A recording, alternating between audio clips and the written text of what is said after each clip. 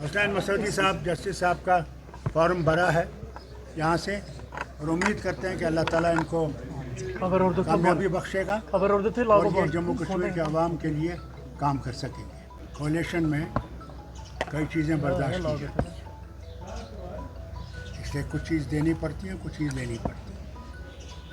और हमें खुशी है कि कोलिशन का जो फाइनल फैसला हुआ बहुत अच्छा हुआ है और इंशाअल्लाह कोलिशन कामयाब होगी और यहाँ पे सरकार बनाएगी और लोगों की मुश्किलात को दूर करने की कोशिश करेगी। कोई घबराने की बात नहीं है,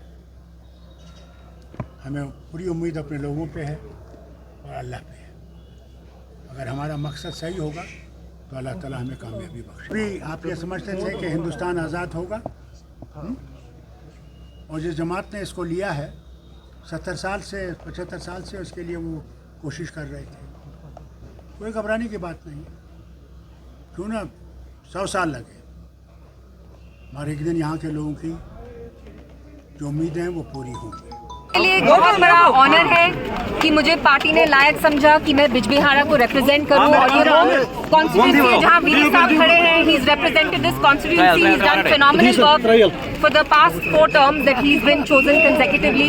और महबूबा जी और मुफ्ती साहब ने भी अपना सियासी कदम, पहला कदम यहीं पे रखा। तो today is a very emotional moment for me and I am truly honoured. हमारे लिए बहुत इमोशनल और पॉइगनेंट मोमेंट था एंड आज मैं मुफ्ती साहब को बहुत मिस कर रही हूँ and I am so honoured कि जो हमारे बुजुर्ग पुराने वर्कर्स हैं वो भी हमारे साथ वहाँ मजाक में दारा शिविर में, मुझे लगा मुफ्ती साहब भी जैसे मेरे साथ ही, I could feel his presence. ये वो ही is entitled to his opinion and जैसे मैंने पहला कहा, it is the need of the hour for parties to come together. PHGD जो था, जो महबूबा जी का ब्रेन चाइल्ड था, it was so that we could all represent the aspirations of the people of Jammu and Kashmir.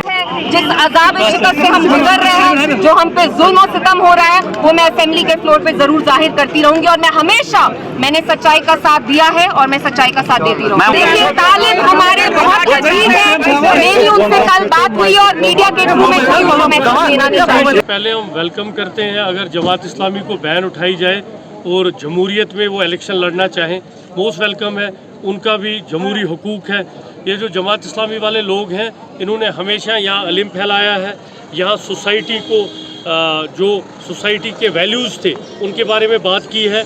आज तक उन्होंने कभी सियासी तौर पे इलेक्शन नहीं लड़ा था, ना वो किसी एंटी नेशनल जो एक्टिविटी थी उसमें इन्वॉल्व थे, लेकिन बदकिस्मती से उनको बैन हुई। जो उन्होंने कल बोला कि जो हमारे मंशूर के साथ हमें मदद करेगा, मैं आज उनको अपील करता हूँ AIP की तरफ से, अपनी तरफ से, क्योंकि हमारा मंशूर और उनका मंशूर मिलता है। हम भी चाहते हैं कि सोसाइटी में आम लोग आगे बढ़ें, जो सोशल लिवलिज्म है वो ख़त्म हो। हम भी चाहते हैं जो जेलों में हमारे बच्चे बंद हैं उनको छोड़ा जाए। हम भी चाहते हैं कि 15 अगस्त और 26 जनवरी को जब आती है तो मेरे त्राल के नौजवान, मेरे पूरे जम्मू कश्मीर के नौजवान डर जाते हैं कि हमें बुलाया जाएगा, थानों में रखा जाएगा।